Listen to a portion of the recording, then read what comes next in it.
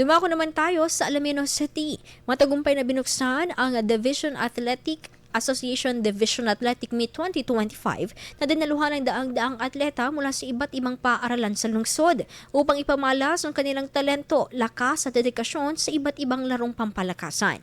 Ipinunto ng alkalde na higit pa sa pagkapanalo ang tunay na layunin ng palakasan, ang paghubog ng kabataang may matatag na karakter at pagkakaisang hatid ng bawat kompetisyon. Buong pwersang nakiisang pamunuan ng DepEd Alaminos City na nagpahayag ng suporta at paghanga sa dedikasyon ng mga kabataang atleta na patuloy na nagdadala ng karangalan sa kanilang paaralan at sa buong lungsod. Ipinahayag pa ng mga opisyal na nakikita nila ang napakalaking potensyal ng mga kabataang Alaminian.